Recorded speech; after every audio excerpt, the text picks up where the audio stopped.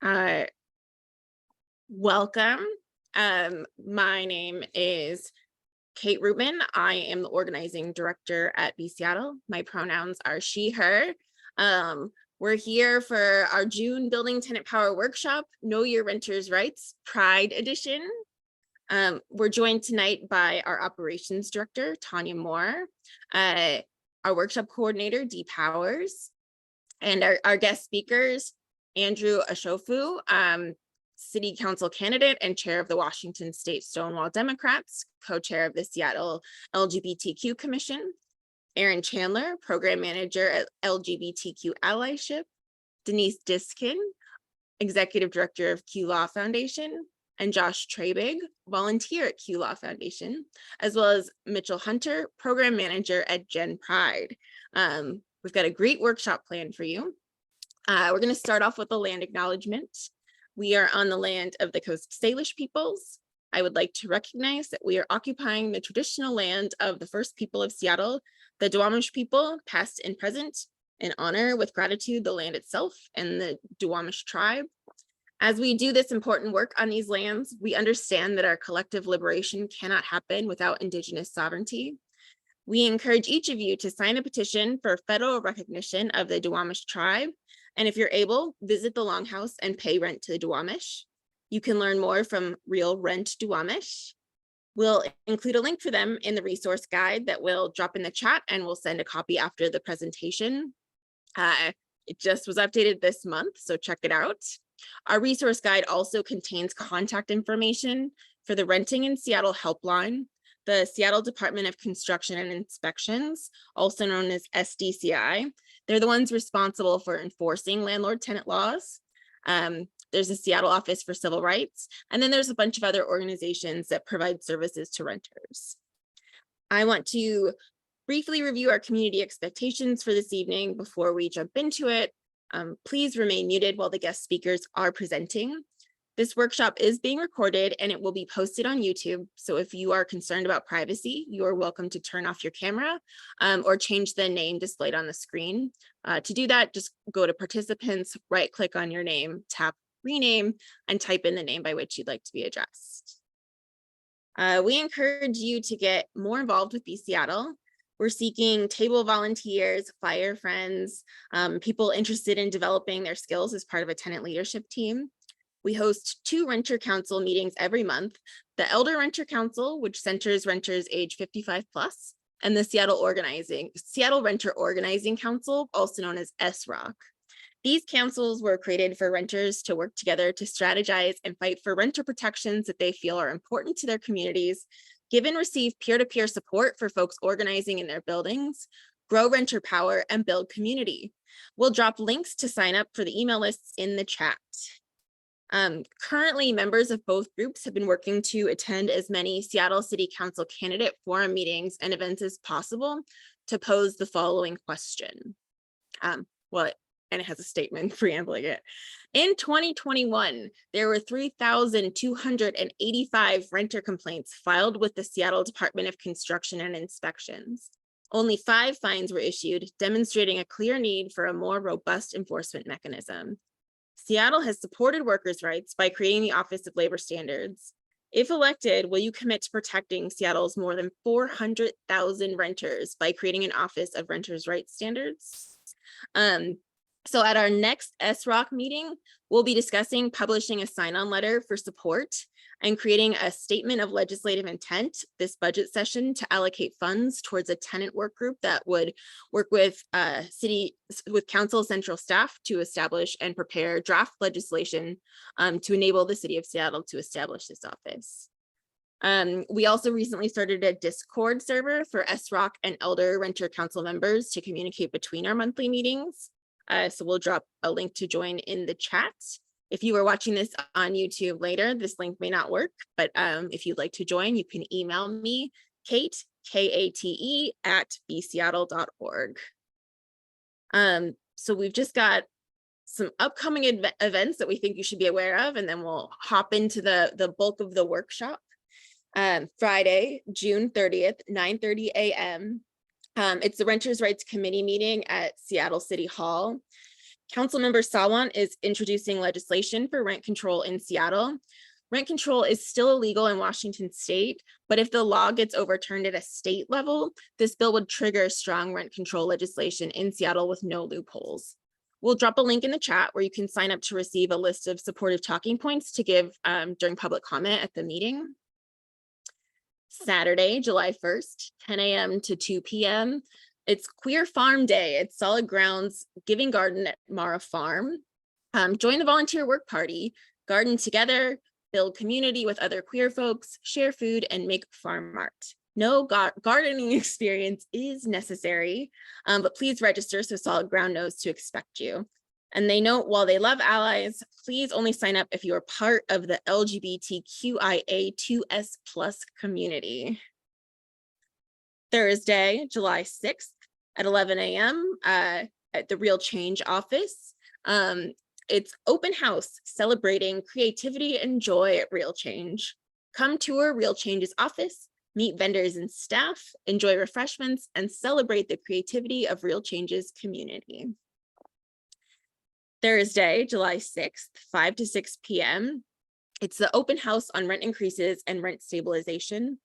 Join the Washington Low-Income Housing Alliance for an informal tenants open house to discuss your experiences with rent increases and hear about what we can all do about it together.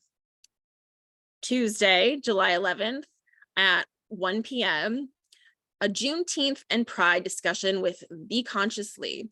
Join the Consciously nonprofit leaders and community activists for a discussion on the intersection of LGBTQ rights and Black culture. Guest speakers include representatives from Lavender Rights Project, the Marsha P. Johnson Institute, National Black Justice Coalition, and Black and Pink. Tuesday, July 11th, 6 to 9 p.m. at Numos. The Washington Bus and The Stranger present Candidate Survivor 2023. Seattle's local primary elections are heating up. We've got 7 city council seats on the ballot. 4 of them are total free-for-alls, and the results will determine the direction of Seattle politics for the foreseeable future. The Washington Bus and The Stranger join forces for a spicy showdown to let you decide that future. Watch candidates sweat while they hoover hot wings under intense policy interrogation, lip sync for their lives, and try to wow you with a talent show, all hosted by Seattle drag icon Miss Texas 1988. Your voice and your claps and your stomps will determine the winner, so come ready to scream your head off. Bring your own wet naps. Wednesday, July 12th, 3 to 4:45 p.m. It's Solid Ground's Rent Smart webinar, Looking for Housing Basics. Learn the basics of a housing search, including where to search, tenant screening, best tips for finding a rental, tax credits, and overcoming rental barriers such as criminal history and a record of evictions. Thursday, my screen just went. Thursday, July 13th, 6:30 to 8:30 p.m. At El Centro de la Raza in room 311, which is the Roberto Maestros Digital Literacy Lab, or online via Zoom. It's the next meeting of SROC. Dinner will be provided for in-person attendees. And Wednesday, July 19th, 12:30 to 2:30 p.m. at Columbia Library or online via Zoom. It's the next Elder Renter Council meeting. We normally meet at the Capitol Hill Library, but there was a scheduling conflict, so we'll be at the Columbia Library for this meeting. This library is also fully accessible, and snacks and beverages will be provided for in-person attendees. Thursday, July 20th, 6 to 8 p.m. At Centillia Cultural Center. It's Shaping Seattle, a live panel series, Mobility Justice. Being able to move freely and safely is a fundamental right, yet our everyday life, wherever we walk, roll, or cross the street, how laws on our streets are enforced, where we can afford to live, and how far we need to travel to get where we need to go, racism continues to play a major role. Join Seattle Neighborhood Greenways for a unique opportunity to explore what mobility justice looks like for Black and Brown people, get inspired by local change makers, and tap into BIPOC-focused efforts to shift power toward mobility justice in our city. This live in-person event will feature members of Whose Streets Are Streets, alongside an exciting lineup of organizers, youth leaders, and experts. Saturday, July 22nd, 1:45 to 4:30 p.m. at People Center in Tacoma. It's the Resident Action Project, also known as RAP, and Legislative District Leads Summit. Do you live in affordable housing? Have you been impacted or have concerns about the rising rents? Have you experienced housing injustice in Washington state? Or are you a nonprofit staff person who works with residents? This one-day movement building event is for you. We're changing policy statewide, and when we come together, we can win. I will be there, so you will have someone to sit with. Just make sure that you RSVP for this event before July 14th so they can order the proper amount of food for the event. Tuesday, July 25th, 5:30 to 7 p.m. It's the RAP King County Regional Zoom meeting. So RAP is trying to build a statewide network of people who are directly impacted by housing injustice and homelessness issues to lead the charge for social change. These issues do not exist in a vacuum. We know that too many of the people with lived experience are people of color, people who identify as LGBTQ+, people with disabilities, and single parent families. And housing is just one part of a larger system of oppression that RAP hopes to address in their organizing work. So together, we're building power to change state policy through storytelling, organizing, and civic action. Gain organizing, advocacy, and policy skills by attending our monthly regional Zoom meetings on the fourth Tuesday of every month at 5:30 p.m. Oh, we're getting so close. There's so many events. I'm like running out of spit. Wednesday, July 20th, 5 to 6:30 p.m. It's Solid Ground's Rent Smart webinar, payment plans, and what to expect in mediation. The COVID-19 pandemic has resulted in loss of employment and income for many King County residents who have accumulated significant rental debt. This presentation is for you if you're a King County resident and are experiencing any of the following. You're behind on rent. You have received an eviction resolution program, also known as ERP, notice from your landlord, and you're wondering how to respond. You want to come to a payment plan agreement with your landlord. Or you've fallen behind on a payment plan and you want to know what are your options. Wednesday, July 26th, 6 to 8 p.m. It's our next Building Tenant Power workshop, Persuasive Communication for Tenant Organizing. Join B Seattle and community organizers for a Building Tenant Power workshop focused on persuasive communication techniques.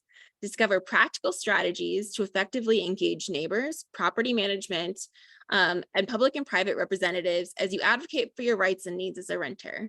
Learn how to tailor your messages, build meaningful connections, and convey your demands with impact. And finally, Wednesday, August 9th to Saturday, August 13th, at the People of Color Against AIDS Network, also known as POCAN office on Rainier. Pacific Northwest Black Pride. Celebrate the 6th year of the Pacific Northwest Black Pride weekend celebration with 4 eventful days of fostering inclusion and advancing equity within the Black LGBTQIA+ community of the greater Pacific Northwest area. Whew. So there's so much happening this month. Please get involved with your community. And with that, I am going to pass the mic over to B Seattle's Operations Director, Tanya Moore, for some history. Hello, and thank you all for joining us. So today just happens to be the anniversary of the Stonewall Uprising. And so we're going to kind of commemorate that, but also go through some history in the United States on LGBTQIA2S+ individuals. On June 28th, 1969, at Stonewall Inn, police raided it and it was a gay bar in Greenwich Village. Sorry, I wrote this differently and Kate tweaked it, and now I'm like, Whoa. The raid led to 6 days of protests, largely led by Black LGBTQ women. It was reported that Stormy de la Verre, which I probably messed up their name, a gay rights activist and drag queen, is identified as the person who had been handcuffed and clubbed by the New York Police Department, which evoked enough outrage to spur the crowd to action. Marsha P. Johnson was an activist and self-identified drag queen who advocated for trans people, homeless people, sex workers, people living with HIV/AIDS, and incarcerated individuals. She led protests during this time and riots demanding civil rights for gay people in the days following the raid on Stonewall. Together with Sylvia Riviera, who at only 17 years old was already a seasoned activist with the Black Liberation Movement, Johnson founded Street Transvestite Action Revolutionaries, also known as STAR, in 1970 to promote safety and shelter to homeless LGBTQ youth. Another leader in the Stonewall uprisings was Miss Major Griffin Gracie, who went on to direct the Transgender Variant and Intersex Justice Project, a San Francisco-based nonprofit. This uprising marks the beginning of the LGBTQIA+ liberation movement in America. And you'll see pictures to the side of these amazing individuals. Some more history. In 1924 is when the first gay group, the Society for Human Rights, was formed by Henry Gerber. It was very quickly shut down. In 1950, the first lasting gay organization, the Mattachine Society, is formed in Los Angeles. They refer to themselves as a homophile group, and the group exists for about a decade before it begins to split into smaller entities. In 1952, Christine Jorgensen is the first American who comes forward publicly about being transgender and speaks openly about her experiences with gender confirmation surgery and hormone replacement therapy. In 1955, the Daughters of Bilitis, also known as DOB, considered to be the first lesbian rights organization, is formed by Del Martin and Phyllis Lyon in San Francisco. The group is conceived as a social alternative to lesbian bars, which were considered illegal and thus subject to raids and public arrest. In 1962, Illinois, of all places, becomes the first state to remove sodomy from the criminal code. In 1970, a year after Stonewall, the first gay pride is held in New York City. In 1977, Harvey Milk becomes the first openly gay person to be elected to public office when he wins a seat on the San Francisco Board of Supervisors. In 2002, New York City expands the definition of gender to include protections for transgender and gender non-conforming people in employment, housing, and public accommodations in the New York City Human Rights Law. In 2012, the US Department of Housing and Urban Development issued regulations entitled Equal Access to Housing and HUD Programs regardless of sexual orientation or gender identity. And with that, it was an extension of the Fair Housing Act prohibiting housing and housing-related discrimination based on race, color, national origin, religion, sex, gender identity, sexual orientation, familial status, and disability. And just people will talk about this as we go on, but just a reminder, if you feel that you've experienced this discrimination and you fall into a protected class and you are in HUD housing, especially, file a complaint with them. In 2015, the Supreme Court rules that states are constitutionally required to issue marriage licenses to same-sex couples, legalizing marriage equality in all 50 states. And another shocker, one of the main couples in that court case was from Oklahoma. 2021, President Biden issued an executive order 13988 on preventing and combating discrimination on the basis of gender identity or sexual orientation. The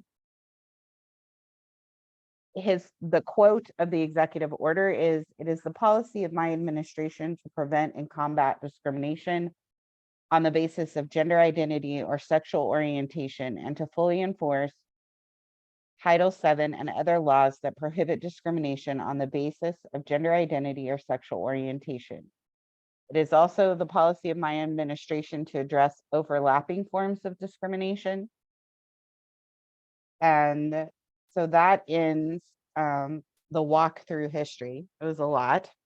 And an interesting percentage is in Seattle, 41% of LGBTQ community are renters compared to heterosexual counterparts that only make up 25%. As housing rates, interest rates, and basic living expenses continue to rise, we expect to see even more folks renting. So now I'm going to hand it over to Kate for the lovely introductions.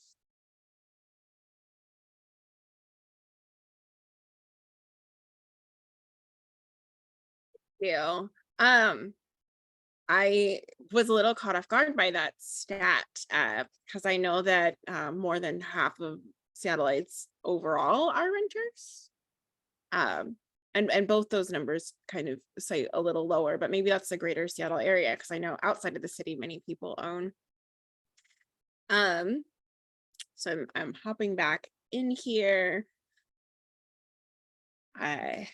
So we had so many events, I had to scroll back. Please welcome Andrew Ashiofu. Andrew is a formerly unhoused, HIV positive, LGBTQ immigrant from Nigeria. He is the chair of the Washington State Stonewall Democrats, co-chair of the Seattle LGBTQ Commission, and board member for People of Color Against AIDS Network, POCAN, and Gay City. He will be speaking tonight on the fight for safe, affordable LGBTQIA2S housing, the importance of renter and civil rights protections around housing, and his own experiences. Take it away, Andrew. Hi, everyone. Happy Pride Month. It's such an honor to be here today to talk about, one, my experience, and two, the advocacy we do around housing in the LGBTQ plus community. So briefly about my experience is two things that caused me to be unhoused was the recession. I lost my job, and so I lost a source of income. And then during that period was when I came out to my family and I lacked the support. And it was a dark moment. And two things happened is mentally, I wasn't the same. And when you lose a source of your comfort zone, when you lose something that gives you security, it affects you mentally. And people have various forms of coping or escaping from that problem. And I would say that all I wanted during that period was just one person to believe in me and give me a chance. But I realized that a lot of resources are not there for queer people. A lot of policies were not there for me as a Black queer person because we did not have the right people in the room making the decisions to provide the services we needed and we still need. And housing is very, very important in our queer community. And if you take a look at Capitol Hill and we talk about the impact of housing prices, it's really affecting us. It's pushing a lot of the queer people away from where we've called home for a long time. But it's also doing one other thing that people don't really talk about. Organizations that provide services that are needed in this community are also being pushed out. So people don't have the places where they could go receive brave and safe spaces for services they need. And people cannot even afford to live here on Capitol that we've fought for a long time to get Capitol as where we want it to be. And so I do a lot of work. One area I do is especially around HIV. And when it comes to housing, I'm going to talk about the HIV, the impact on health is for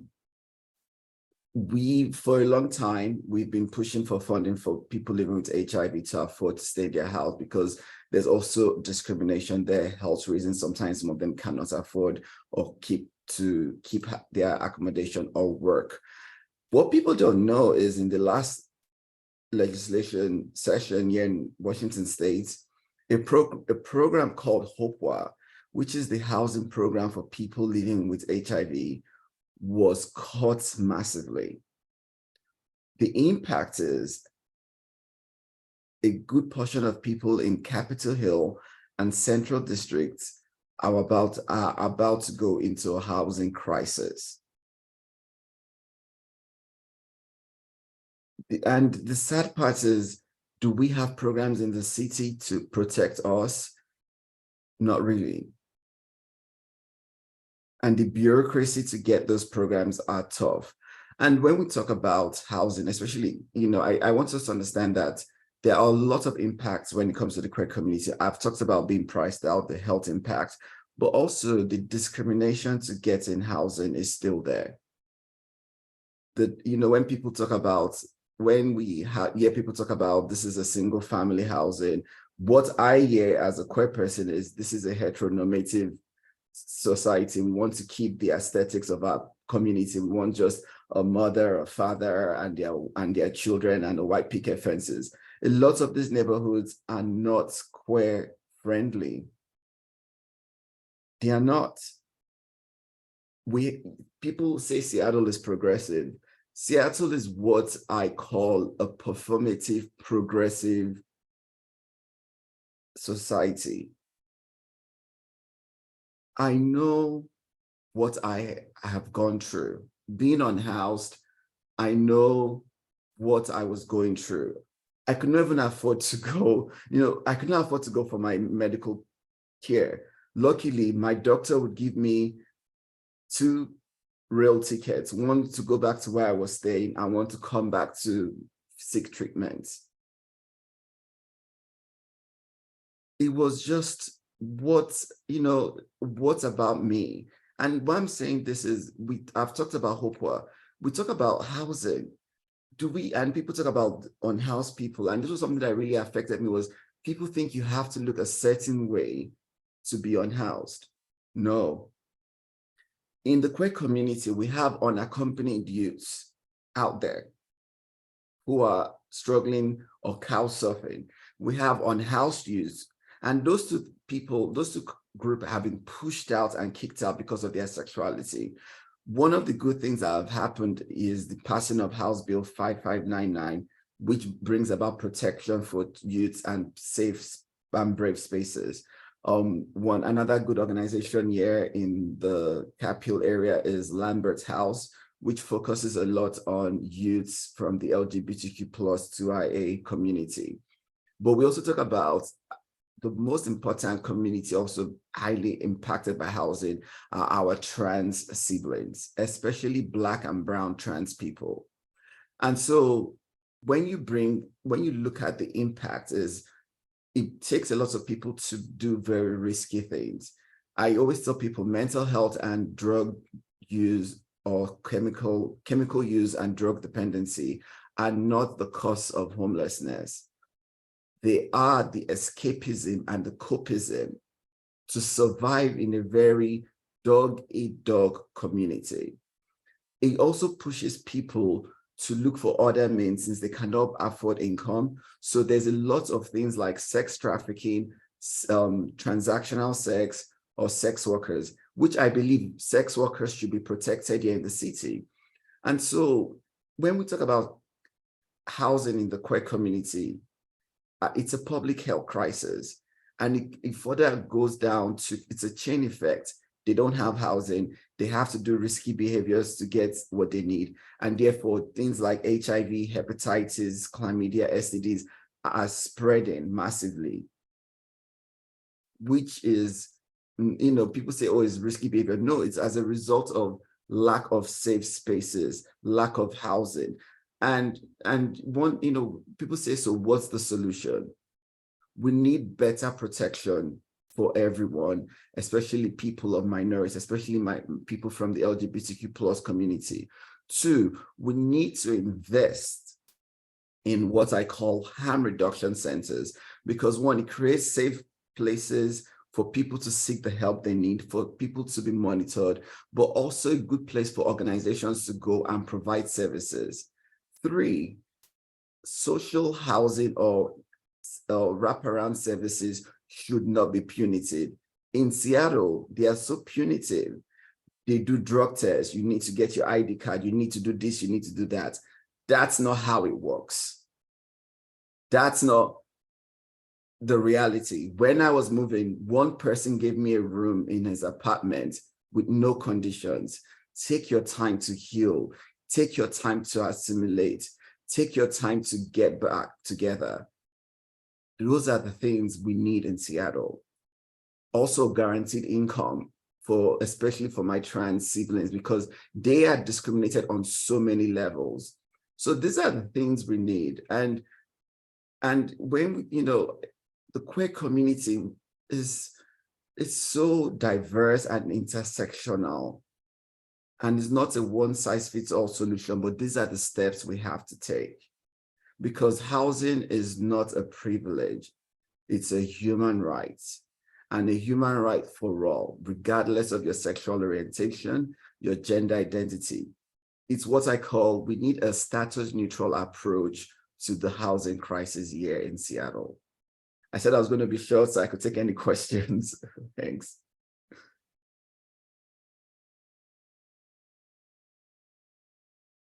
Well, that was fantastic. Oh, the sun just, there we go. That was fantastic. Thank you so much, Andrew. Before we move on to our next speaker, does anyone have any questions for Andrew?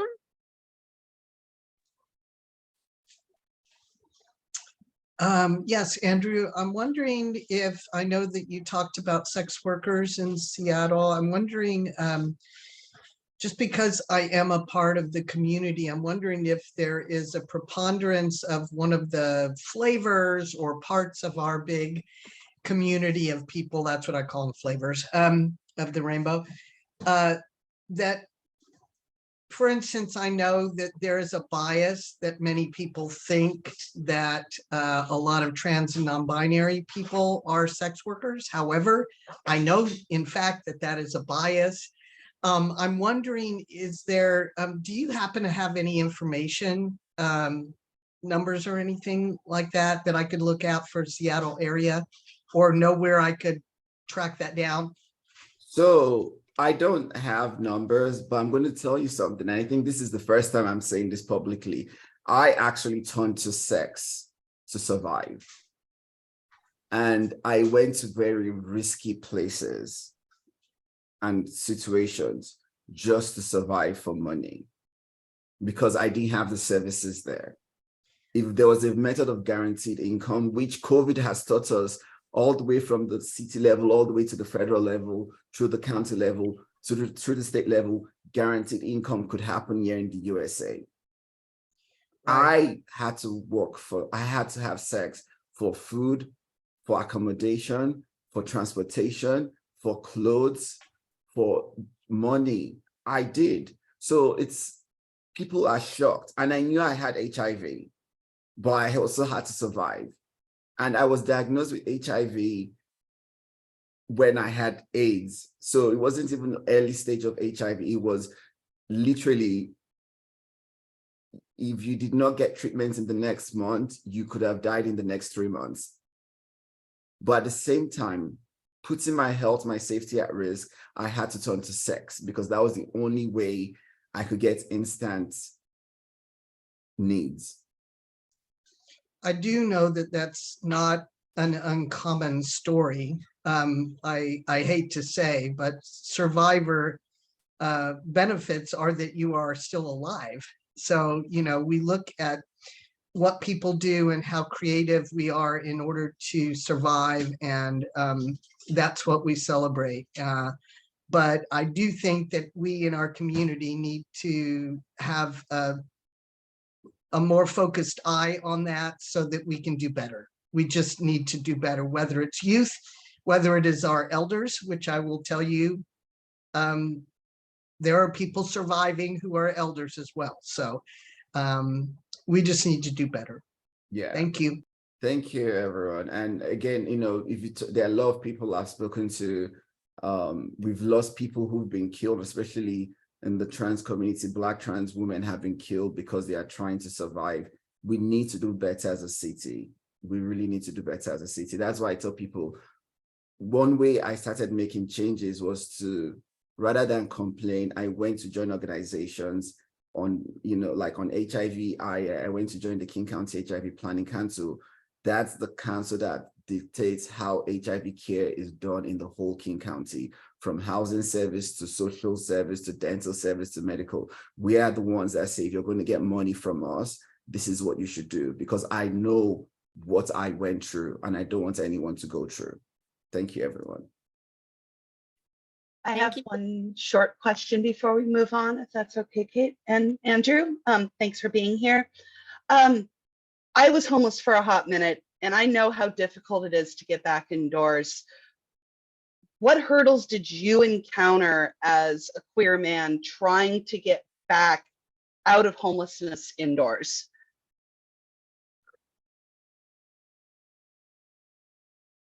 So I mentioned the phrase status neutral. For me, it was, and let's add racism into that mix and also add immigration. So it was literally multiple slaps trying to, so a cheese grater in front of a cheese grater in front of a cheese grater, and my whole, the escape I had is limited the more minority.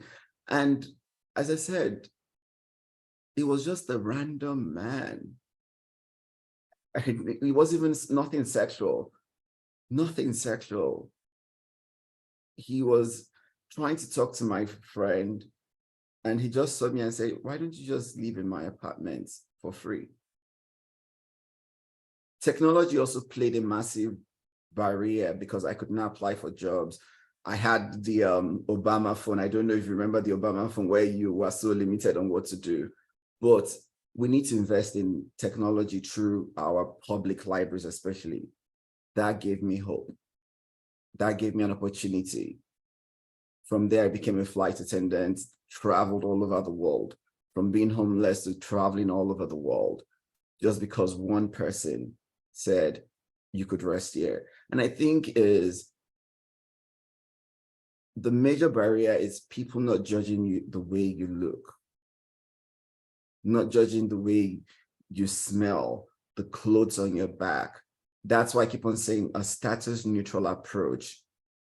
I have people that know my name, who my friends always say, why are you hugging these people on the streets? And I say, they know me the way I met you as a random person. They are human beings. They are someone's child, siblings. We are humans first before we are issues, or before we are policies, before we are solutions. We are humans first. Oh, yes, I know. And yeah, that's my story. I'm always available. Thank you. Follow me on social media, Andrew Ashiofu. That's my Twitter page. Thank you. Yeah. Thank you so much for your vulnerability with us, and for sharing your story and just really exposing the many gaps and barriers in our system. We really appreciate you for taking the time to talk to us. Our next speaker is Erin Chandler, Program Manager at LGBTQ Allyship. Erin will be speaking about renters' rights in Seattle and resources to help build tenant power. Erin has been in the social justice movement in various spaces for 20 plus years. Raised by a single Black mother, modeling deep connection to the community herself as a public defender for 25 plus years, who taught them to have a strong appreciation for his dual Black and Ashkenazi Jewish heritage, Erin learned to let those intersections inform a capacity for nuance, racial justice values, and a total lack of patience for systems of oppression and exploitation. Originally in queer movement spaces, Erin has been in fundraising and resource organizing for 15 plus years, raising millions of dollars for work, including Black HIV justice and prevention, BIPOC-led environmental justice movement building, a queer synagogue, and a community development agency serving a rapidly gentrifying neighborhood.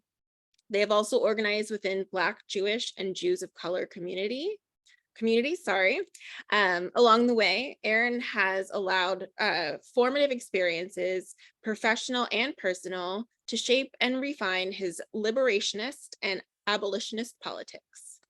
Erin identifies as a queer, cis-ish man from a Black working to middle class background. When referencing their self, Erin interchangeably uses he, him, and they, them pronouns, but is fine with being addressed by all pronouns. Thank you so much for being here, Erin. Take it away.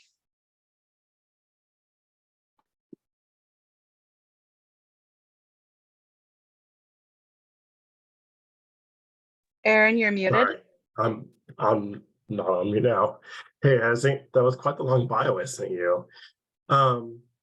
So I'm glad folks actually had mentioned Lambert House before getting to my presentation, because I'm also on the board of Lambert House, and I've been doing that for quite a while. So thank you, Andrew, and others who've mentioned that.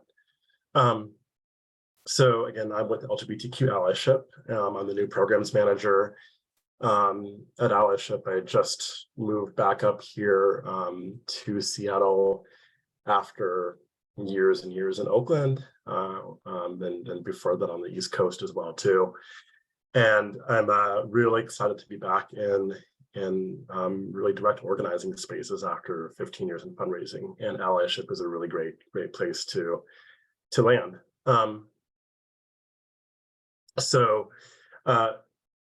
Allyship is at this point 7-ish years old, 8 years old, and it really has roots in getting queer folks together and organized around especially economic justice and labor issues, and increasingly around economic and racial justice work, and uplifting queer folks who are at the margins, who are often the most marginalized.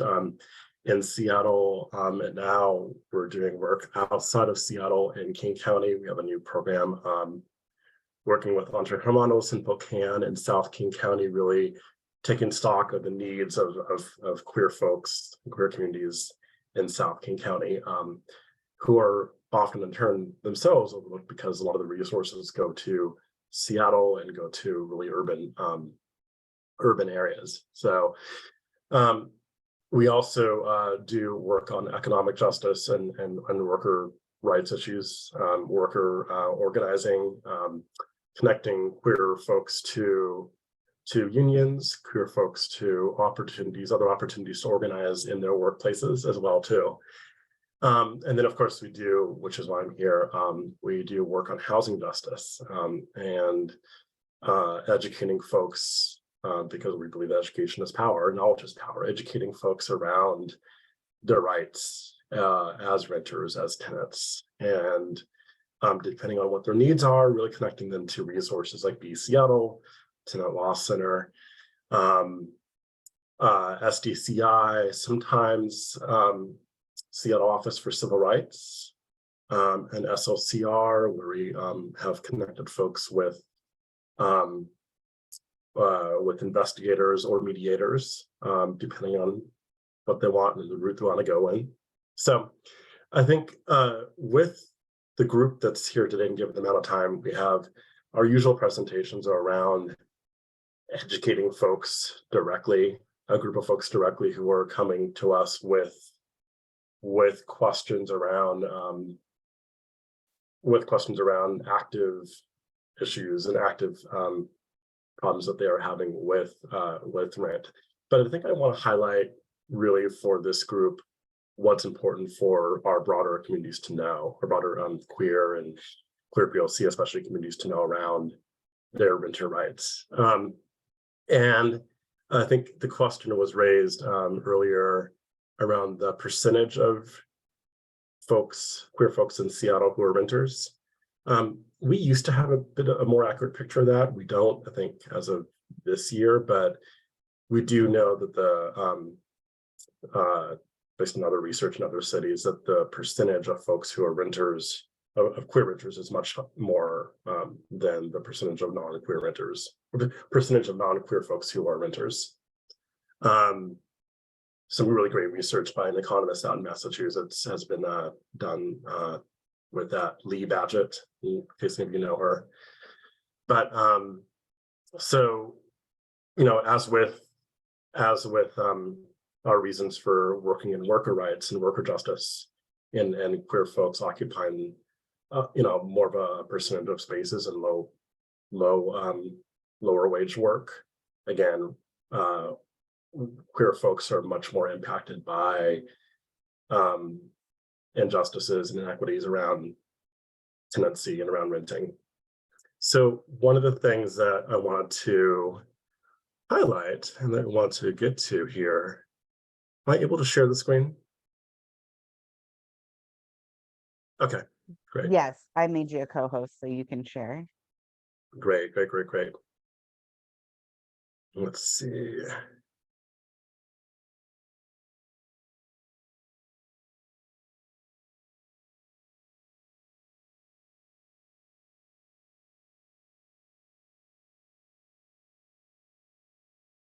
All right.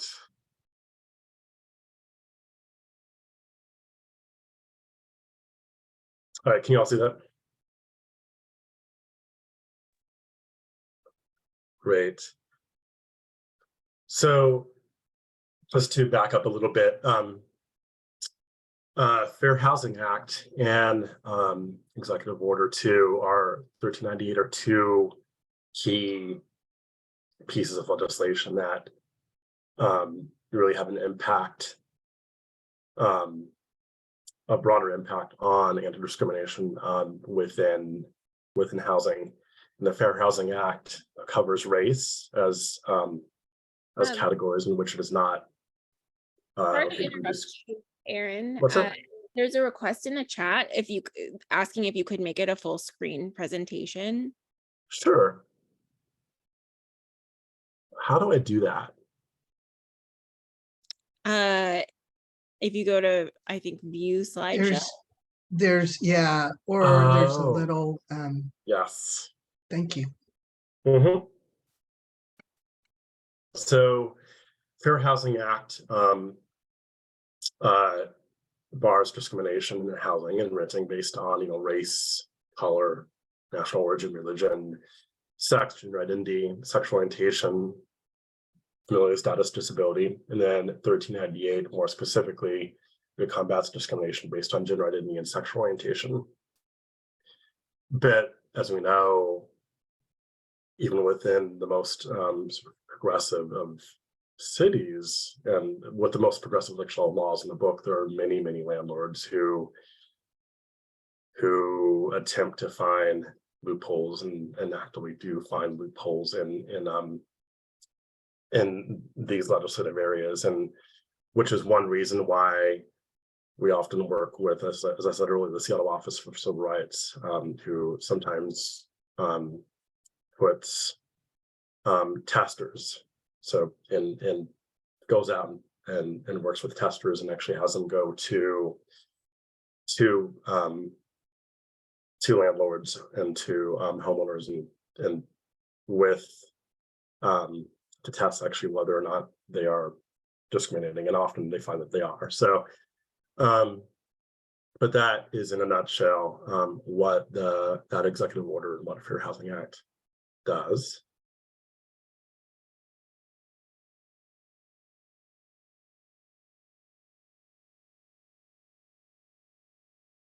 And then another important piece to know about for folks in our communities to know about is the just cause eviction ordinance. And so just cause eviction ordinance was really was passed a couple years ago, the state level to protect residential tenants from beginning to end of their tenancies by really penalizing unlawful lease provisions and limiting reasons for eviction. And the pandemic and eviction moratorium that went into effect in the kind of early on in the pandemic really were significant in getting this bill passed, during the new legislation passed. And a lot of renters throughout the city, throughout the state too, were struggling financially, and lawmakers were learning about renters' experiences. So the city council really, the city council in this case,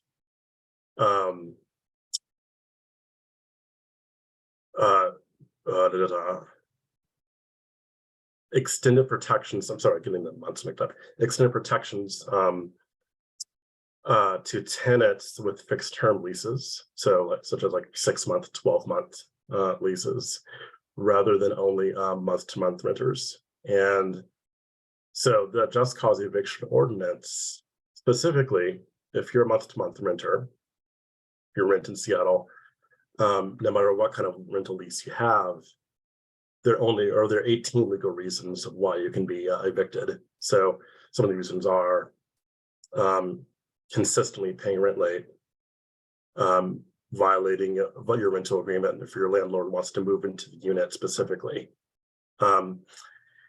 If your landlord wants to get you move out, for example, like if they actually never move into the unit, you can sue them in small claims court. And damages, you can go to SLCR with this information as well too. So that is kind of that just cause eviction ordinance in a nutshell. And they actually have to provide these reasons in a written notice to violate to terminate vacancy. And typically it must be sent to you at least 20 days before the end of your rental period.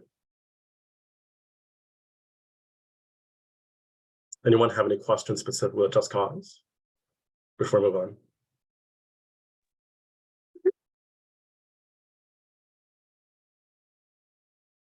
No. Actually, let me check the chat for a sec. Yes. And then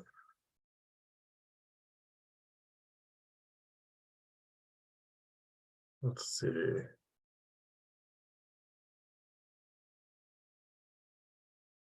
First in time. So first in time, the first in time ordinance was really designed to require landlords to, and this is designed to prevent the discrimination that a lot of folks are, have been dealing with and have experienced too. But was designed to require landlords to offer a rental agreement to the first qualified applicant who submits a complete application. Landlord, property manager really must fully cooperate with applicants using any housing subsidies used, and landlords are to really date and timestamp all applications in order of receiving them. Screening applications are in order of 1 order at a time, giving applicants really a minimum of 72 hours. Oops. Got notice that someone is in the waiting room. So 72 hours for any additional information on a completed application, and they provide 48 hours for a response before moving to the next applicant. And so with this, really, it's important to know that have the following, the following info for applicants to have ready is super important. Current or previous addresses, names, dates, or names and birth dates of occupants, employment, income information verification, vehicle information, references.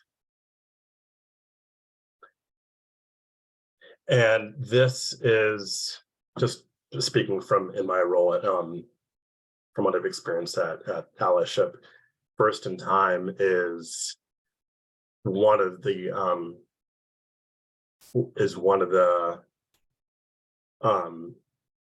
ones that landlords have been seeming to find the most sort of loopholes and most ways that they perceive that they can get around. They've been trying to get around that.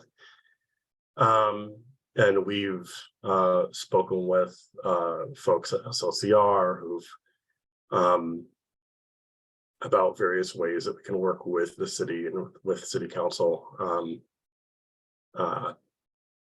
and prioritize getting this changed and getting workaround, both testers out there and workarounds eventually changed. So this is an important piece to know about, and it's also important to know that folks have been really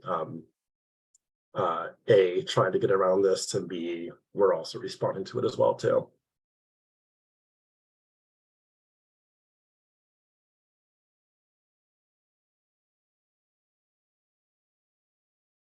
And then, let's see.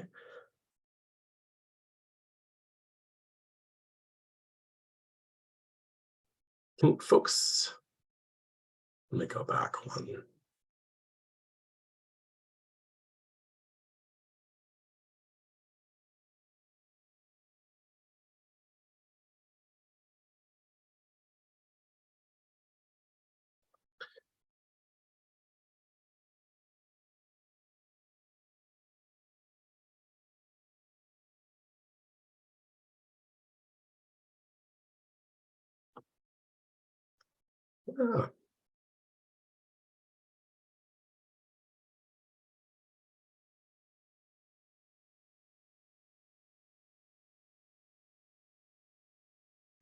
Sorry, this let me just turn off share for a sec.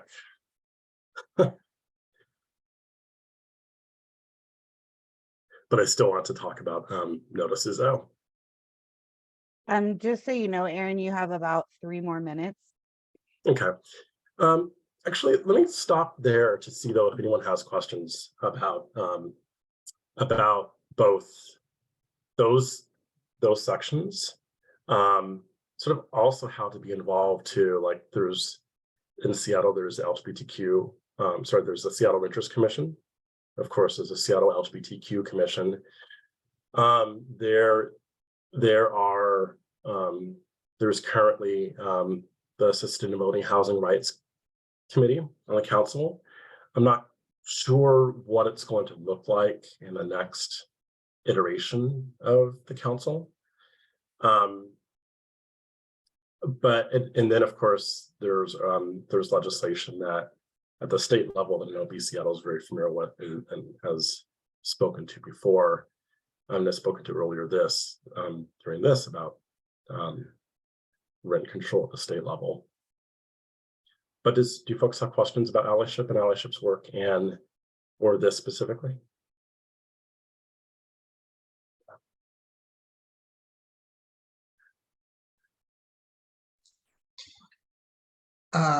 Aaron, would you say that allyship, that you're considered kind of a first stop in that, for instance, we would be an organization that might want to refer some of our clients that might have questions? Would you be a first stop, or should we do the runaround to figure out who exactly is the right organization to send someone to? We're the first stop in terms of connecting folks, basically intake. There's a question here in the chat asking how to get the info that you didn't have time to go over in the PowerPoint. I'm wondering if you could send us your slides and we can include Absolutely. the whole slide in our follow-up email. Yeah, I'll also send more details about that. We have full write-ups about every slide in that in the slide deck as well too. Awesome. And then just before we move on, I just wanted to mention that we have the Seattle Renter Organizing Council, SROC. It's a program of B Seattle, but it's run Mhm. by renters to kind of take on some of these issues. And as you were mentioning, there's the Seattle Renters Commission and LGBTQ Commission. So there's lots of ways for folks to get involved. And I think I mentioned this at the beginning that SROC is working right now to get the city of Seattle to create an office of renters' rights standards to protect renters. And much in the same way, we have the office of labor standards to protect workers. This is an area where I think it could be a real massive change in housing justice in Seattle, because right now we have SDCI and they're really great at code compliance, but code compliance isn't justice. So that's just something that we're really focused on. So please, everyone here, tell your friends to join SROC.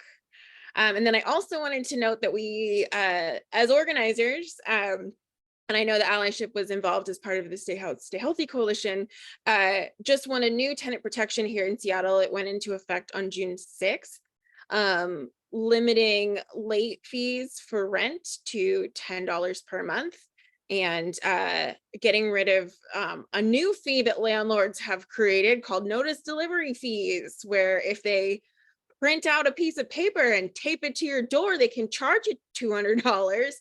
Not anymore. Yay. That was the work of organizing. And so let's keep up the momentum. And so with that, I would like to introduce our next guests, Denise Diskin and Josh Trabig from QLaw Foundation. They'll be discussing the legal perspective of all of this and the importance of these protections.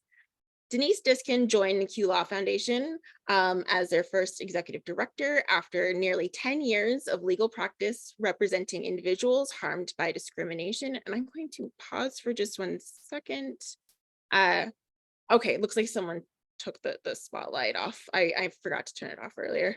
Thank you for whoever did that. Back to Denise. Let's see. And I lost my spot. I'm going to start over. Denise Diskin joined the QLaw Foundation as its first executive director after nearly 10 years of legal practice, representing individuals harmed by discrimination, with a particular focus on cases impacting individuals with multiple marginalized identities. Her work is driven by the vision of building individual and community power through informed legal decision-making. Before her legal career, Denise worked for several years as a labor organizer, teacher, and community arts program volunteer coordinator. Josh Trabig is a labor standards investigator at the Seattle Office of Labor Standards. Ooh, we should have a conversation later, Josh. Where he works to enforce city ordinances impacted to protect Seattle's most vulnerable and low-wage workers. He worked at King County Public Defense, helping people who've been involved with the criminal legal system navigate the many civil legal issues presented by a criminal charge, including housing, immigration, public benefits, employment, vacating convictions, and family law matters. Josh first joined the board in 2015 as a law student representative. He volunteers in the QLaw Foundation Legal Clinic. All right, take it away, Denise and Josh. Thank you. So Josh, and I did not make slides, although I will share my screen momentarily just to kind of share out some helpful legal resources. Before I dive in, I will just say Josh is not here with us yet. I just texted him to see where he's at because he was supposed to talk about some of the things that we were planning on, but I will also wing it. So I'll start by talking a little bit about, so the topic areas that I will cover is, first of all, who am I? What is QLaw Foundation? What do we do? And what are the resources that we provide? So I'll share a little bit about that. And then I'll talk a little bit about where to access some easily accessible resources that frankly have a ton of really great information on many, many aspects of tenants' rights. And then I'll talk a little bit about discrimination and what the discrimination protections are, both in landlord-tenant relationships as well as in shelter relationships. So when you're accessing shelter because you are in transitional housing or are otherwise unhoused. And then finally, I'll talk a little bit about what it looks like to try and hold a landlord accountable for various kinds of violations. So I'm not going to go into the details about every single area of law because none of us want to be here all night. But also there are some sort of best practices and components for how you can work with a landlord to try and improve your situation, and also kind of where the legal system, what the legal system can cover and then what gaps it leaves. So a little bit about QLaw Foundation and what we do, and I'm going to share my screen. This is my second presentation of the day, so I'm a little loopy. So you should all be looking at a beautiful page website that says QLaw Foundation on it. Everybody looking at that? Sweet. Okay, so QLaw Foundation, we are an organization, of course, my website's going to reload. We are an organization that provides free legal services to queer and trans people all over the state of Washington. So we're not limited to Seattle and King County, although that is where the bulk of people that we serve live. We have 3 different legal clinics that we offer every month. Specifically, we have, if you go to our website, if you need legal help, you can go to our website right here under services, and you can choose either the LGBTQ2S+ legal clinic, the transgender legal clinic, or our attorney referral network. So our LGBTQ2S+ legal clinic is a clinic that happens entirely by phone. All of our services are remote, so you can talk to a lawyer while you're in your jammy jams. And we offer clinic appointments on any legal issue, including landlord-tenant issues. And we get a fair number of landlord-tenant issues, and our attorneys are really recently trained on those. In fact, just like 3 weeks ago, we had an attorney training on some of the updates to the law. And so this is a really great place to go if you are someone who is looking for legal assistance and you're maybe not even sure yet what stage of the legal process your problem is at. Now, if you have had a notice stuck to your door, don't worry about calling us and go directly to the next resource I'm going to show you, but we're a really great resource. I mean, we will also tell you to do that, so go ahead and call us and we'll tell you where to go, but we are a really great resource if your landlord is failing to repair something. If your landlord you feel like your landlord is discriminating against you. If you've applied for a place that you think you should have gotten and you think that maybe you were denied because of your sexual orientation, your gender identity, or some other protected component of your identity, right? So we're a really good place to talk to a lawyer and explore those issues. You can make an appointment on our website. You don't even have to call us in order to make the appointment. I have a pet peeve, and that is legal intake programs that are hard to reach by phone and where you have to call 25 times. So we have an online scheduling system where you can make your very own legal appointment. You can also call us if you want. We do have a phone intake line, but most people make their appointments online. That happens twice a month. The Transgender Legal Clinic is a drop-in clinic specifically for our trans and non-binary siblings. And this one happens on Zoom and is a drop-in clinic. And actually, we just had one last night. They happen on the 4th Tuesday of every month. And that's where we kind of have our varsity team of attorney volunteers and many of our trans and non-binary identified volunteers, because we really believe in community serving community.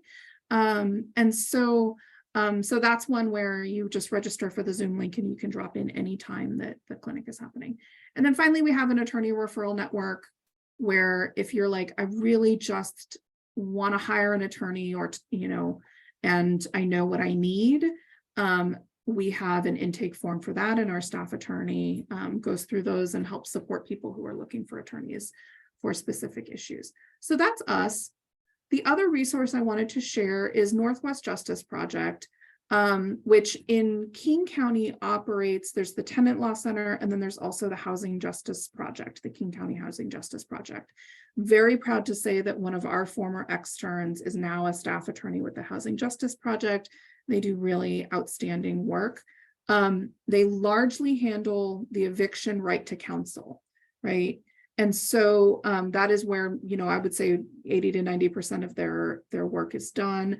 One of the things I love that they do is they spotlight particular landlords every month for, like, you know, and they also track evictions, right? Like how many evictions are being processed through our courts? What are the outcomes? I really love that resource. So this is a really great place to go if you have been notified that you are in an eviction proceeding, also called unlawful detainer. So those notices that Aaron was talking about when I popped on, that's what, you know, that is the point where you need to be calling the Housing Justice Project. They are hard to get through to. They are working with very high volume, but they are available. And they do also have an online form to get initiated into assistance. And then the last thing I wanted to share as a resource is the Washington Law Help website. This has, you know, self-help resources and sort of basic informational resources about a variety of topics. But, you know, true confessions, I often turn to their resources first because it's a really great introduction to, like, here are the basics of this area of law. And so they have many different, particularly in tenants' rights, they have many different types of you know, resolution plans for all kinds of different issues. So this is a really good place to start if you're like, repairs, mold, and bed bugs. We get that all the time. So that's a really great place to start if you're like, I have bed bugs and my landlord says it's my fault. What do I do? Spoiler alert, the law is silent on this issue. So landlords often try to blame the tenant and just say, well, it's because you're dirty or whatever.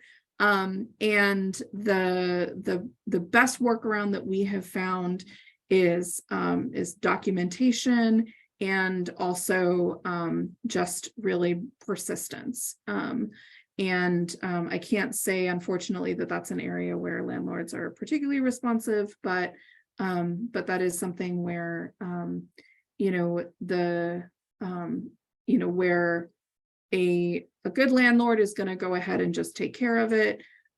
Less great landlords are going to, you know, blame tenants, and you're going to be in a position where you're really having to kind of do some self-help remedies and also some tenant organizing. Particularly, I've seen that be particularly effective in group housing situations where, you know, either, you know, like an apartment building or something like that, where, you know, there's issues with multiple apartments. It's a place where tenant organizing is really compelling. So those are sort of the three big dog resources I wanted to share, and sources of information. And then I wanted to just talk a little bit about anti-discrimination law and discrimination protections. So under the Washington Law Against Discrimination, tenants are protected from discrimination on the basis of sex, sexual orientation, race, disability, and a variety of other protected classes like veteran status and things like that. Now, having a law that says discrimination is illegal is not super helpful, right? Because if everybody followed the law, then I would be mercifully out of a job. But instead, what that means in a practical matter is that what we see is often that people are dealing with a couple of different issues.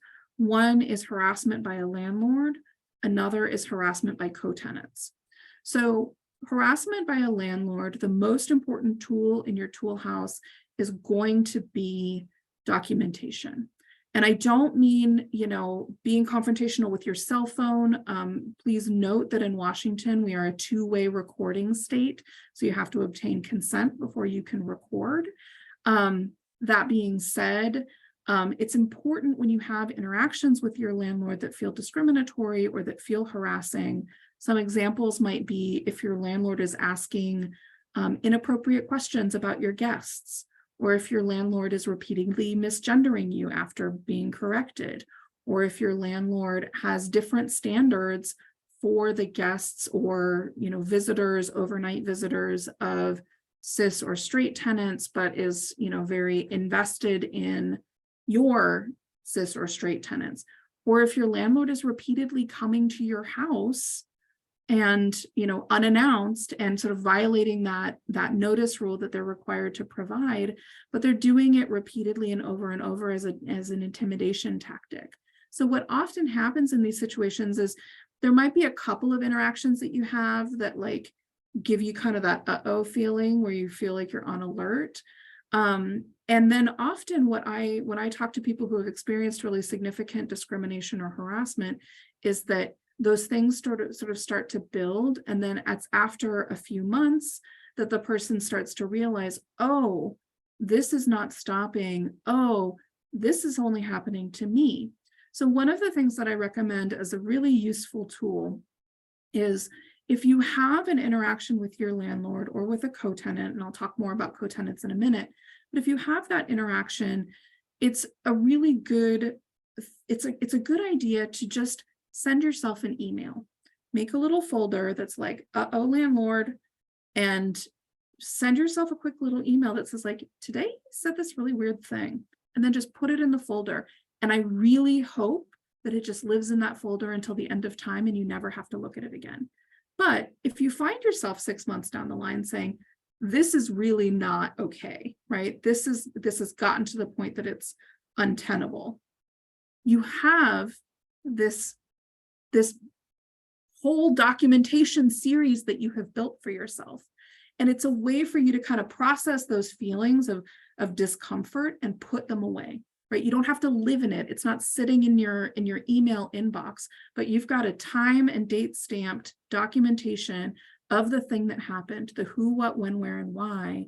And then you start to look, if you need to, and you look in that folder and you realize, oh, this started way back in February. I forgot about that, right?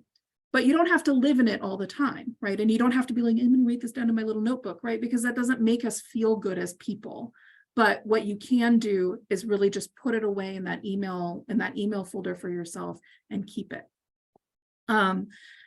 The other thing that often comes up is co-tenant harassment. And so this is something I want to be really clear on because landlords got real twisted in the pandemic. I mean, for a lot of reasons and in a lot of ways, but on this issue in particular, what we saw during the pandemic was a lot of interpersonal violence and assault, harassment, because people suddenly became much poorer than we were already, right?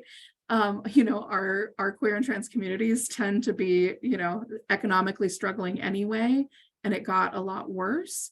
And so we're often in housing arrangements where we're not choosing the people that we live with, right? We're not always able to enter into choice relationships about who we choose to co-tenant with and who's in our group house, right? So in those instances, we're often finding ourselves in high conflict relationships and in violent relationships.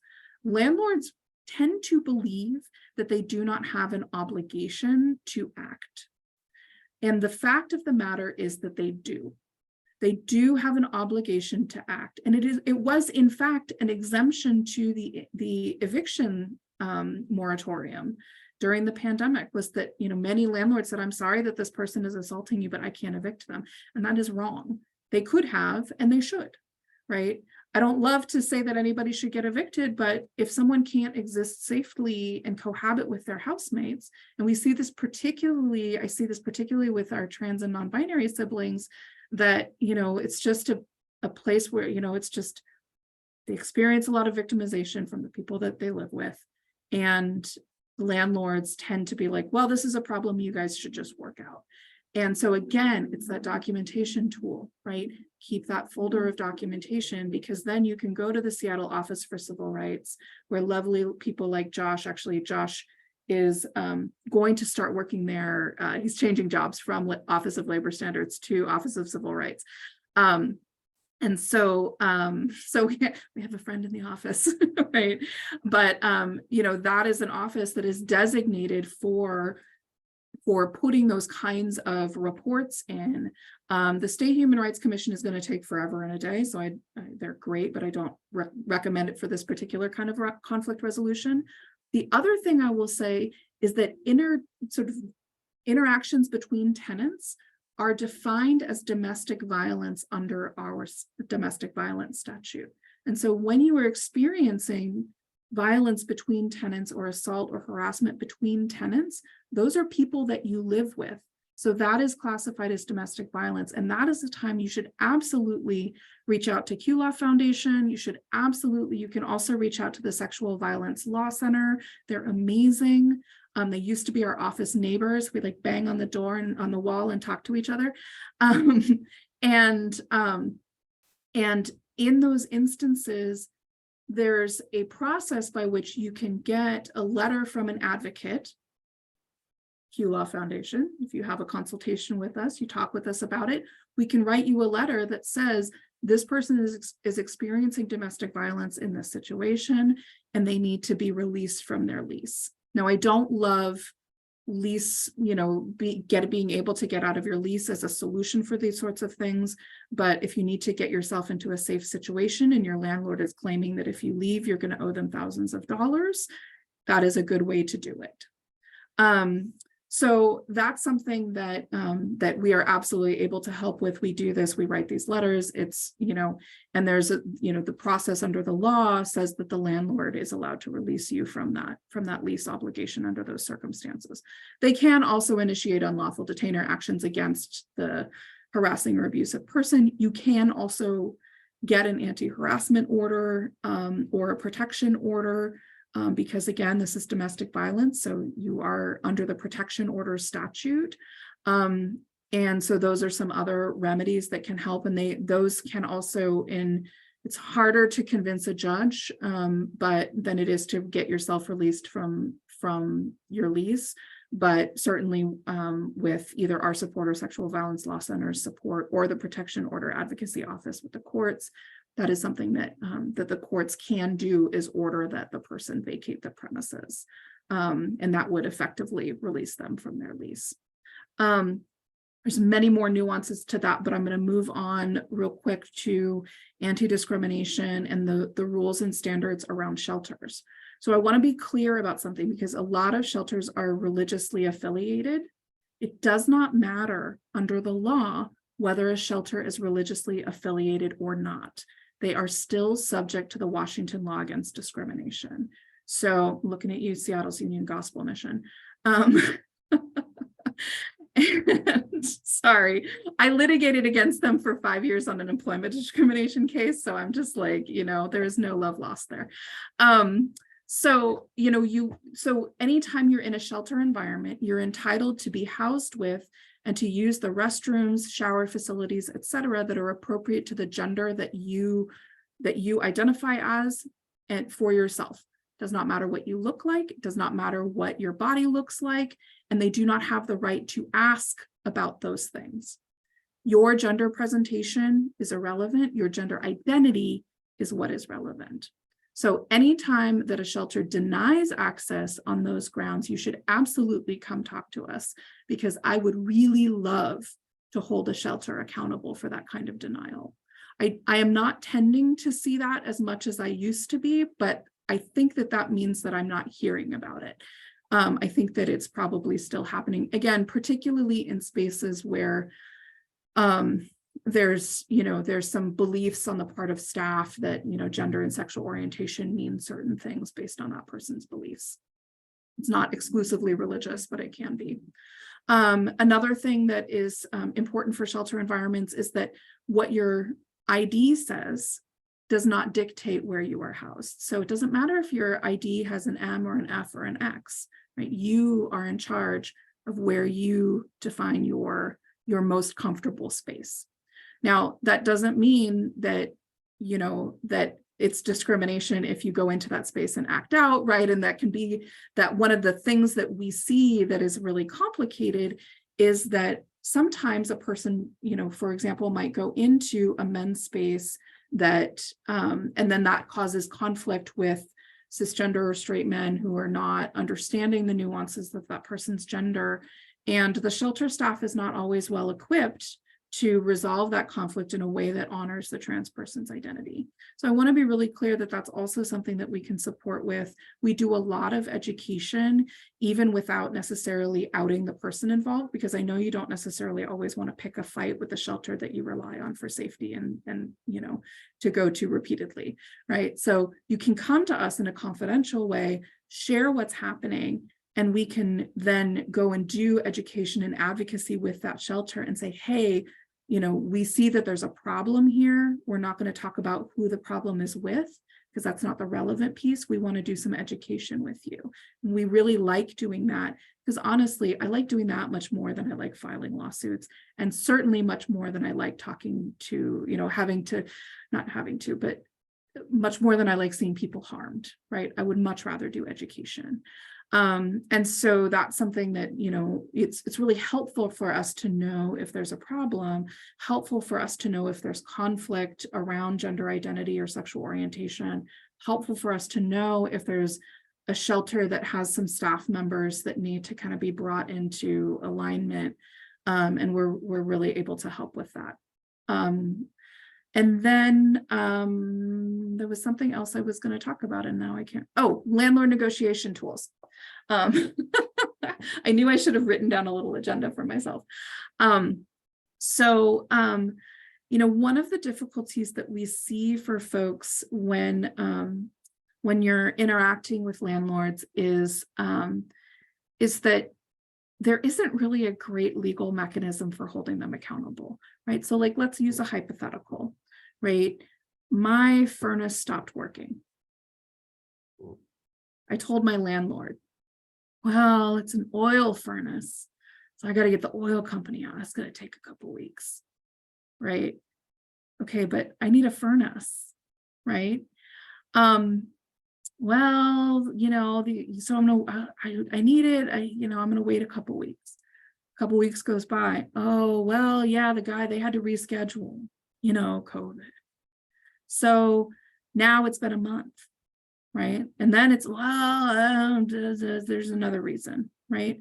We see this a lot. I'm seeing some of you nodding. This is not our first time at this rodeo. And so, it's difficult because at that point, what do you do?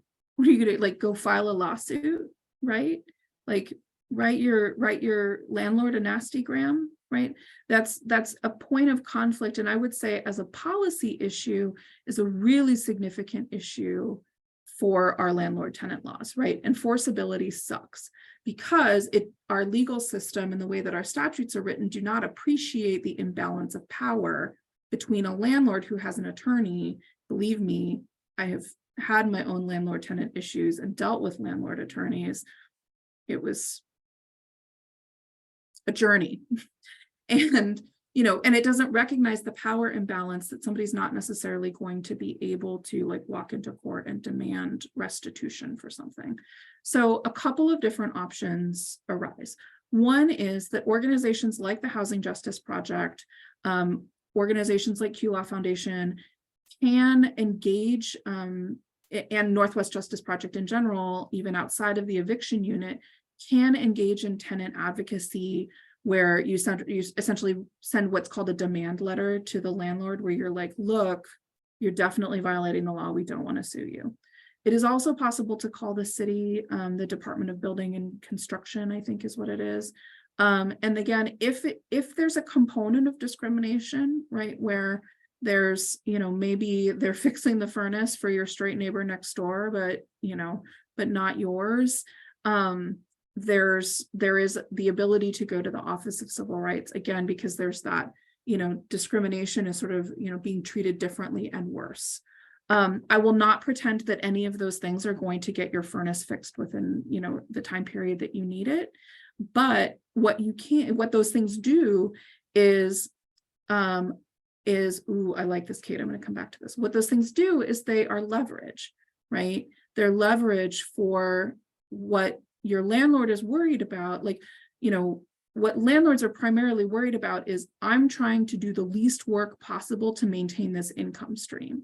And so if you become more work, right, you're more likely to get the resolution that you need.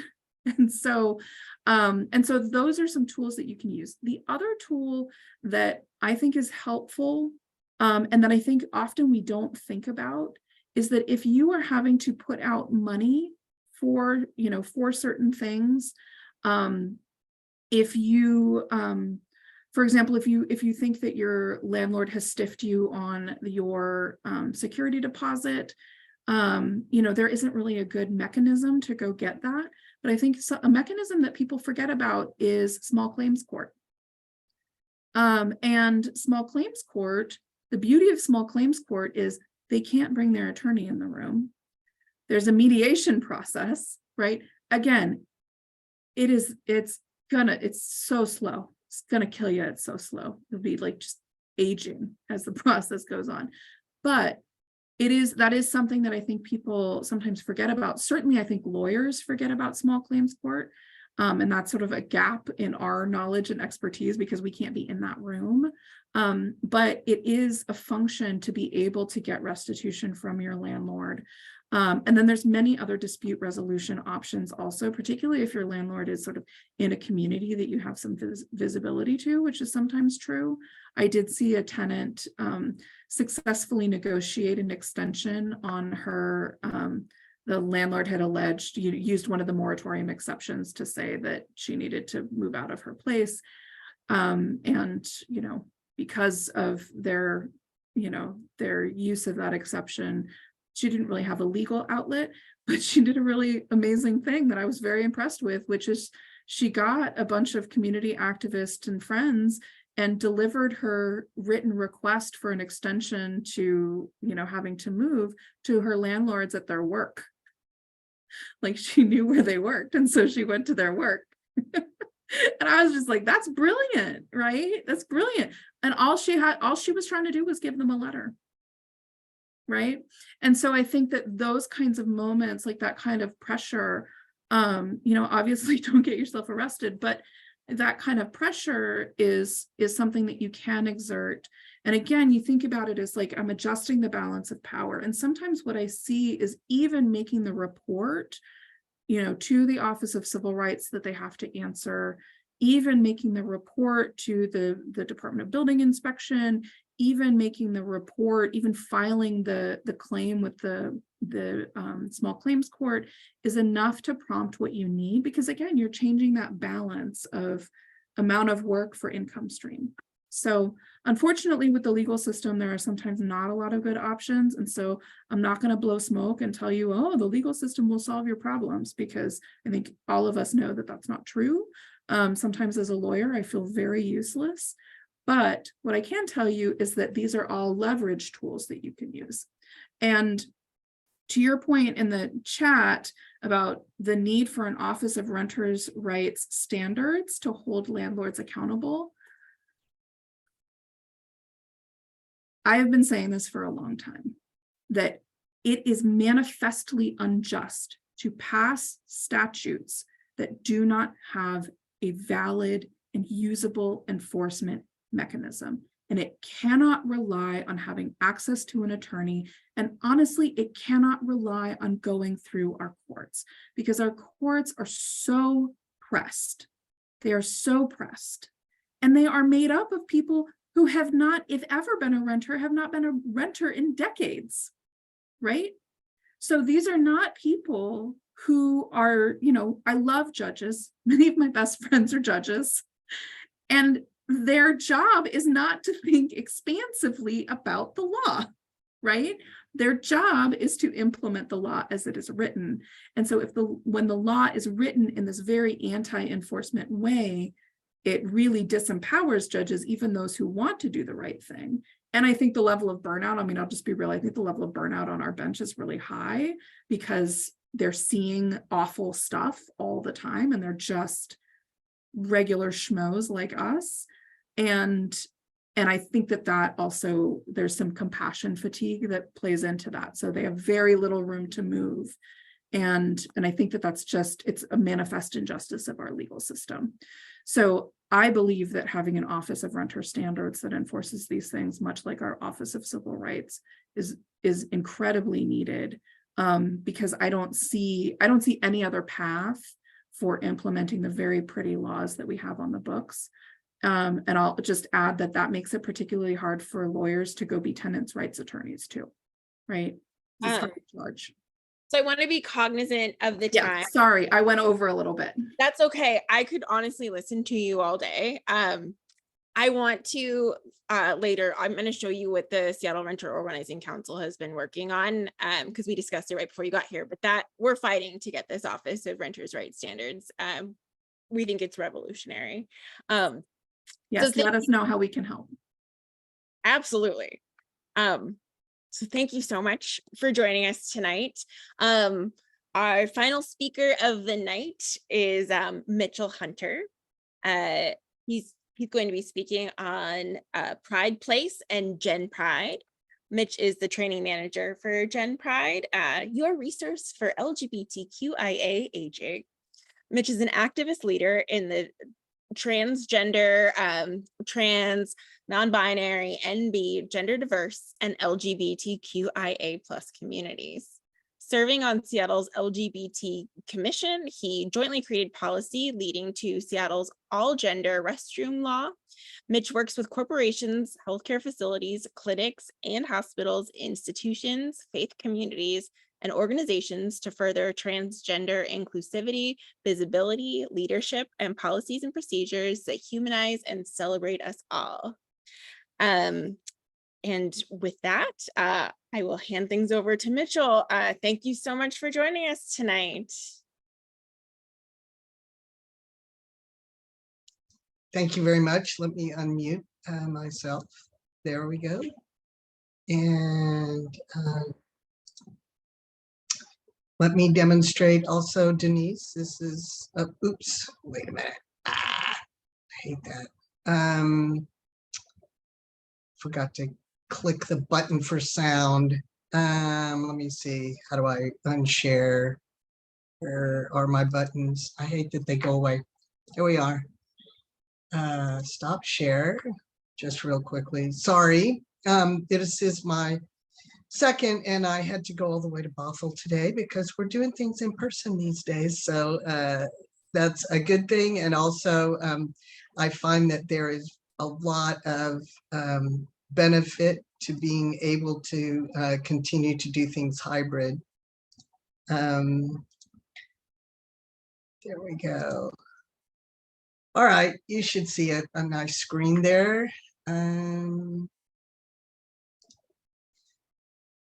And I recently found out that the little bar sits there on the front, so my apologies. I just want to welcome you all. I'm going to tell you a little bit about Gen Pride. We tabled at no less than at least 5 different things this last month, so I know many of you have as well. We are the aging resource for folks, and one of the things that we do besides, I'm going to run you through a few things like our programming and what kind of services we have. And then I'm also going to talk about this very exciting new proposition, a new proposal, new kind of era for housing in Seattle in our seniors. So LGBTQ+ elders. This generation is are different. you hearing anything? They lived through the Stonewall Rebellion I am and not. gay liberation. But they still lived in a world where being Are y'all hearing anything? Yes. Okay, then I will not stop out meant you could be fired from your job. Oops. You could be evicted There from we your go. home. You could be banned from your career, like teaching or serving in the military. Your kids could be taken away from you. You could be arrested for using the wrong bathroom. And your relationship had no legal standing, no marriage, no domestic partnership, no nothing. You essentially had no protection. And these elders lived through the AIDS crisis and its devastation, especially among gay men and people of color. But we really all went through it. And these elders lived through that, and they changed that. They built the community and the laws and the cultural understanding that we all enjoy today. And we're not going back.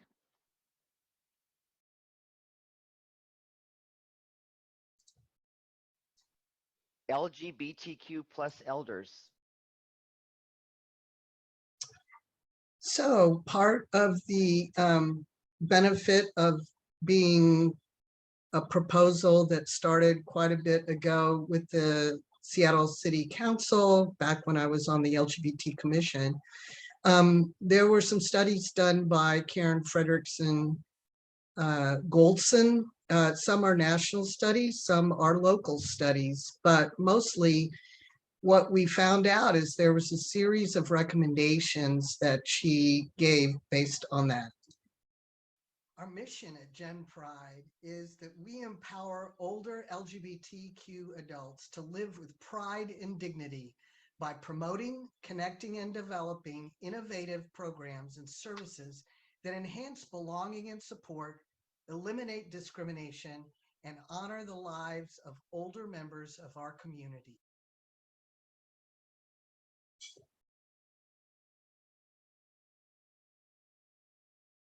I'm going to trust that we're finished with the mission. Our mission at Gen. So the study recommended a couple of things. It recommended funding an LGBTQ plus senior center, promoting and engaging our community, building affordable housing, LGBT cultural knowledge, and then reporting discrimination and having a way to connect with organizations just such as this for advocacy, etc. So what have we actually done? Biggest thing is we just funded a senior center. We connected prior to COVID.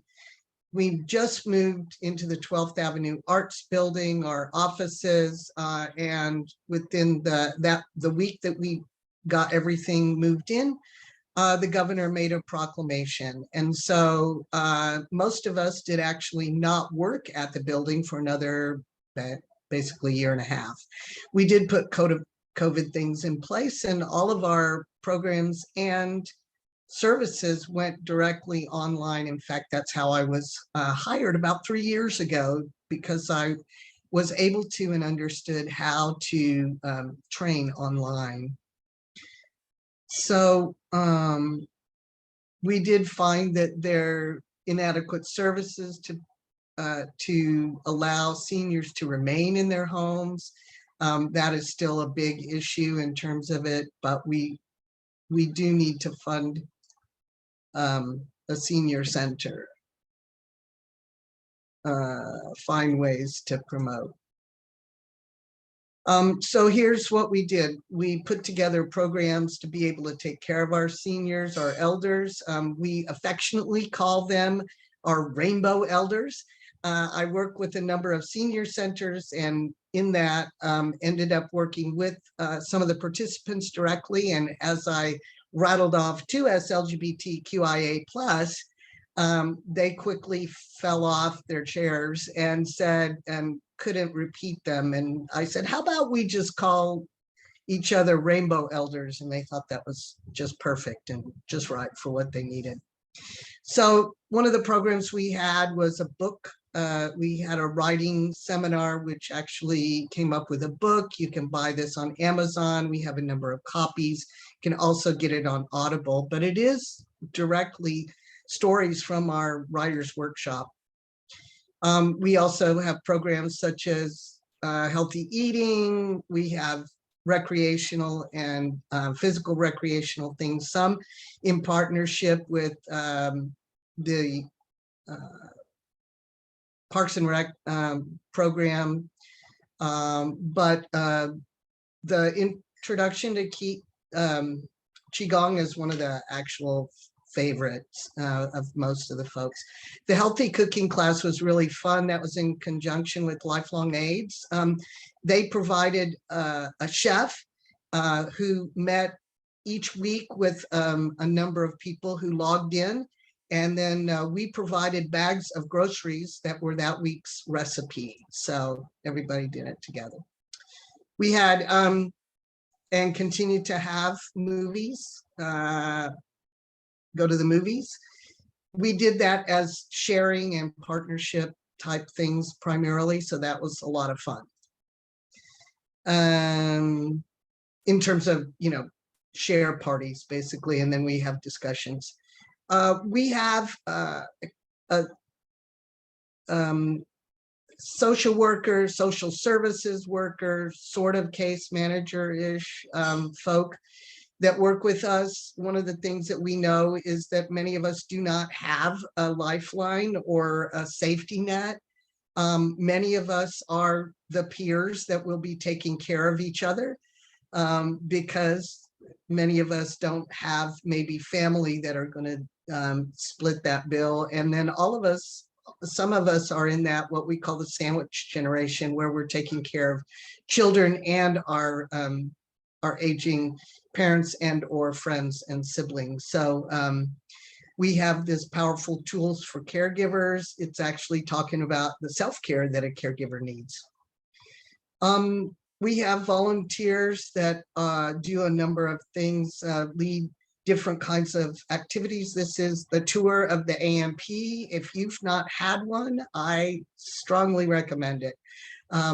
This is by one of our volunteers who actually worked to curate the AMP exhibit.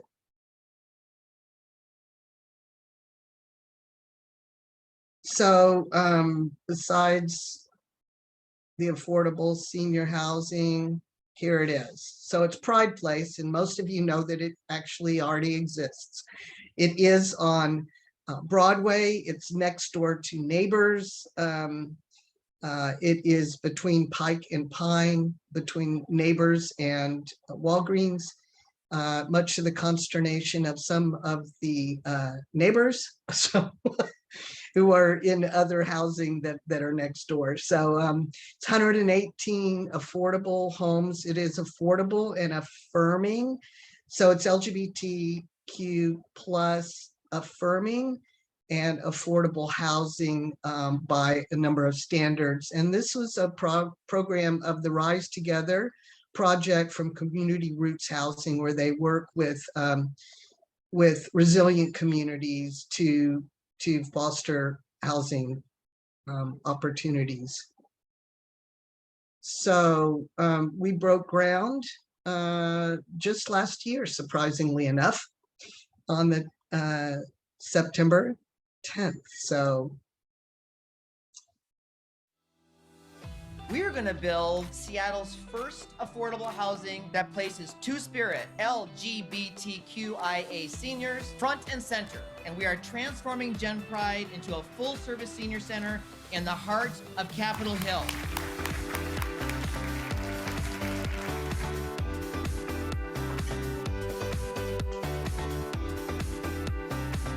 I'm ecstatic and thrilled that it's really happening. It's the culmination of so much hard work. This is a beacon for the entire state.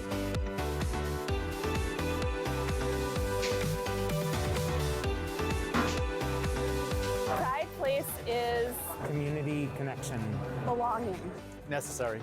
part of the community, dignity, evolution. hopeful.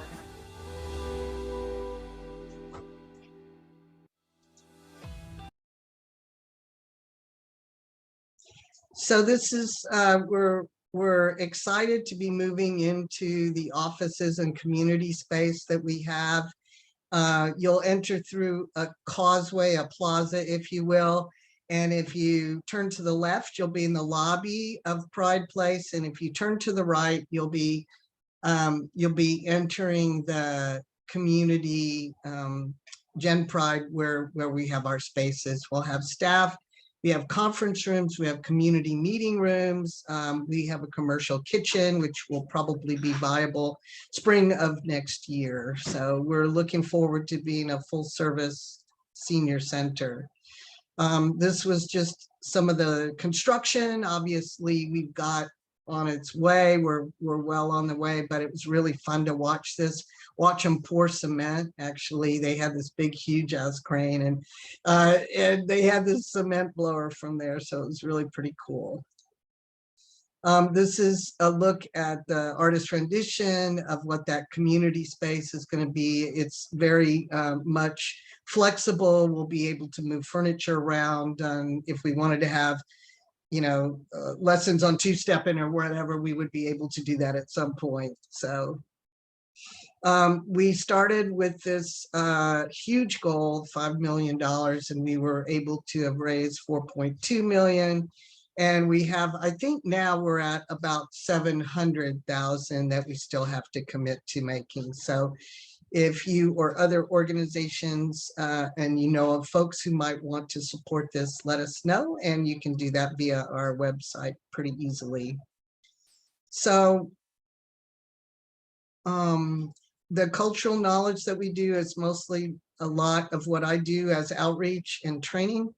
I meet through one of the grants we have with area senior centers all around King and Pierce County, and actually sort of other areas as well, if I find folks that are amenable. And it's to try and give our seniors the idea that, obviously we don't all live in Seattle anymore. Most of our elders are being priced out of this. So, we have senior centers, Mount Si and Issaquah, and strangely enough, they call that the Far East Hub, but we also have cultural hubs. We have the Filipino Center. We have United Indians of All Tribes. We have a bunch of cultural, and we have geographic centers all around. And I go in, and with our co-partners in this from Age Pride at the UW, they assess a group and see where they are in terms of staff. And then strangely enough, they usually need a little bit of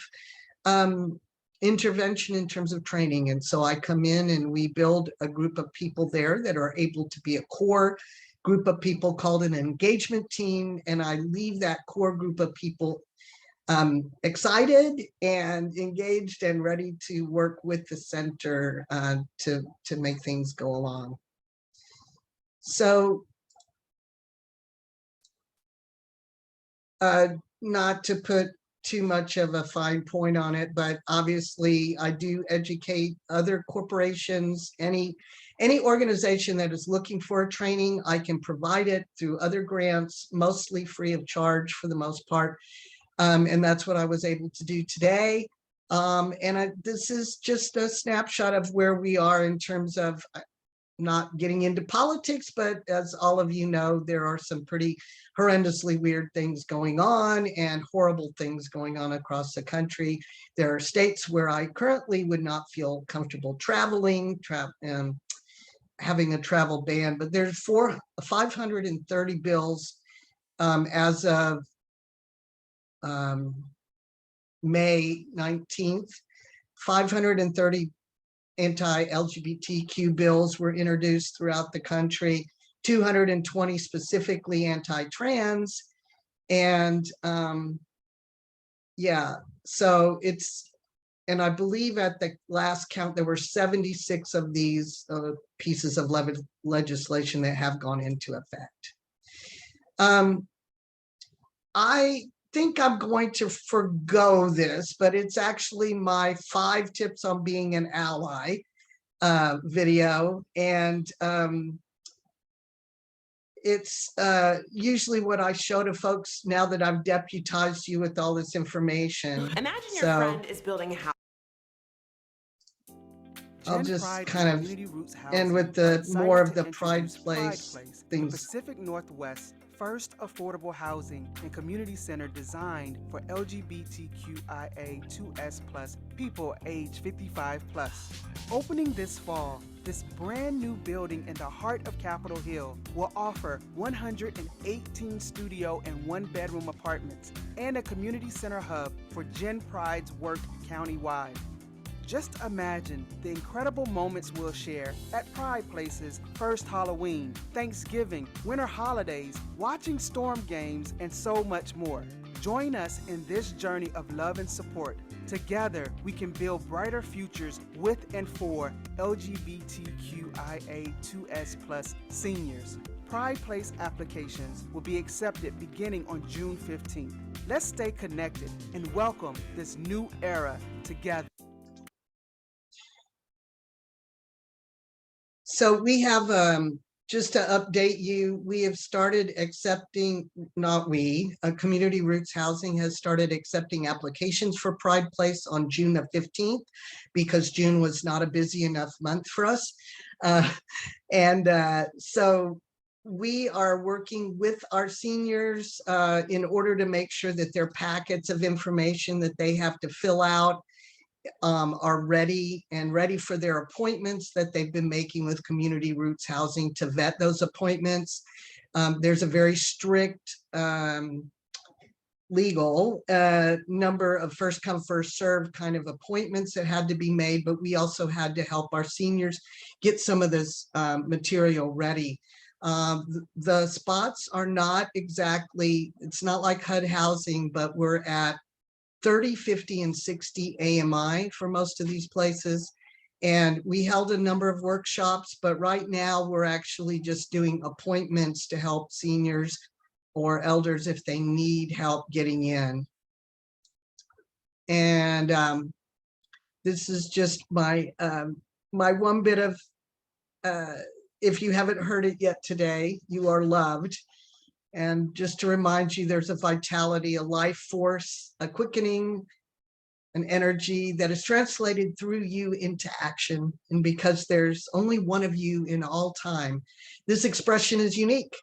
And if you block it, it will never exist through any other medium and it will be lost. So thank you, each and every one of you, to all the work that you do and each one of the efforts that you put forth to make this world a better place. And I stand in a big stead of people that work so hard on all these things. So let's do it together and let's move ahead.